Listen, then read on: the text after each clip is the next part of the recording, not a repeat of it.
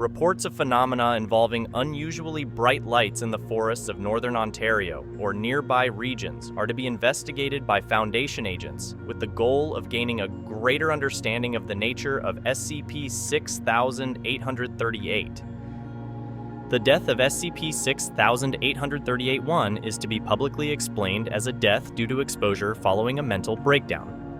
Information and evidence to the contrary is to be suppressed by Foundation agents and web crawlers, as per standard protocol. SCP-6838 is the designation given to an unknown force thought to be responsible for the disappearance and death of Nova Scotia resident Gregory Moore, hereby referred to as SCP-6838-1.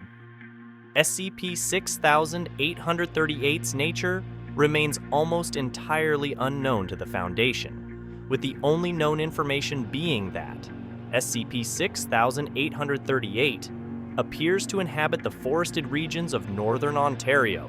SCP-6838 creates a visual effect involving unusually bright lights. SCP-6838 was likely responsible for the death of SCP-6838-1. On April 8, 2019, SCP-6838-1 is known to have left his residence in Halifax, Nova Scotia, and drove for 17 hours to Kingston, Ontario, with the purpose of seeing several family members. Approximately 2 days after arrival, on April 11, 2019, subject drove north for unspecified reasons. See Addendum 6838.1. Subject's whereabouts in the following 11 days are largely unknown. See Addendum 6838.2. On April 23, 2019, SCP-6838-1 was discovered dead in the living room of a cabin SCP-6838-1's family had previously owned. SCP-6838-1's remains were largely untouched, showing little damage and possessing an anomalously slower rate of decay than usual for human corpses. A direct cause of death could not be determined. There are currently no other known instances of SCP-6838 manifestations or of other individuals being affected by it.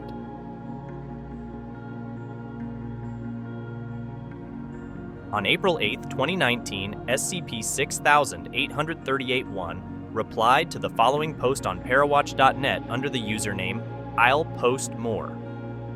This post was likely the cause of SCP-6838-1's excursion into the forest on April 11, 2019. Anyone else from Ontario here? I live up north near the forest, and I sometimes see these weirdly bright lights in the middle of the woods. It's always when I'm alone. I've tried showing it to others, but they never appear when I do. Anybody experienced something similar? I haven't seen it in any other forests, just here. Would be neat if someone could get a picture or something. Nope, never heard of this. Why can't you take a picture or video yourself? Finally, something on here that I've experienced. Back when I lived in Ontario, my family used to own a cottage up north. I used to run off and play in the trees all the time. Sometimes the woods around me would suddenly become super bright, like there were big floodlights behind the trees.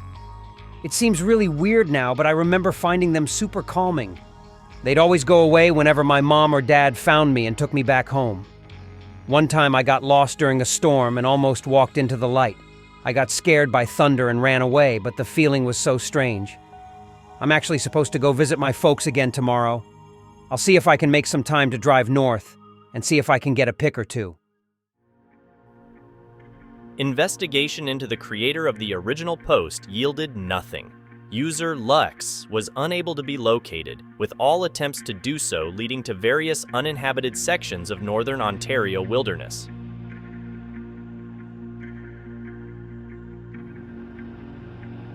The following are all known contacts with SCP-6838-1 during the period between April 11, 2019 and April 23, 2019.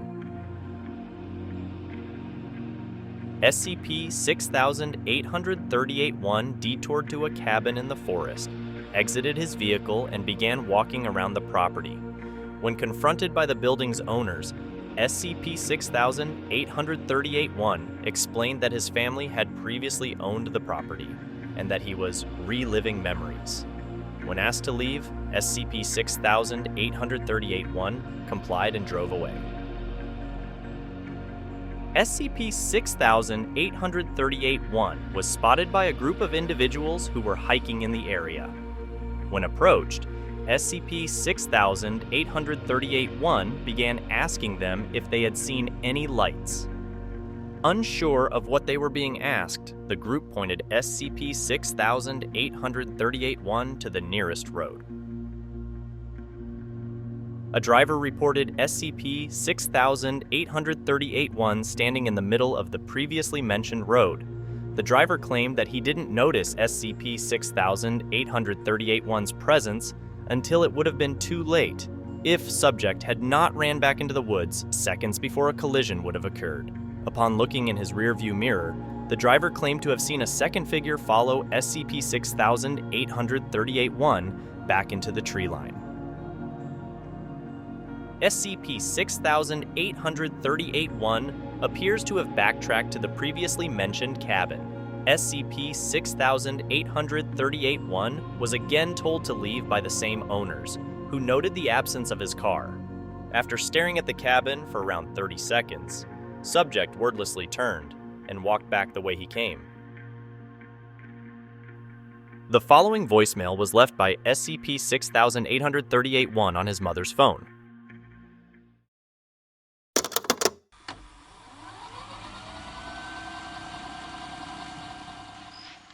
Hi, Mom. Sorry for not calling. Remember when I was a kid, and I'd always talk about seeing lights in the forest? I found them again. I'm taking some pictures, but I wish I could show you myself. I think this is goodbye.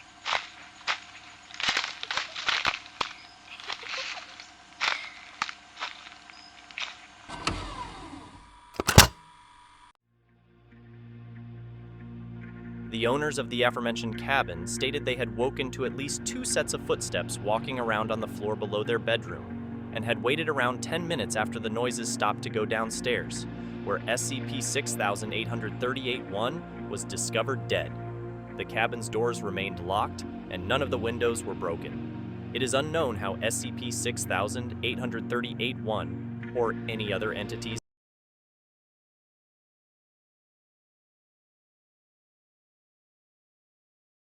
entered the building, or whether he was still alive while doing so.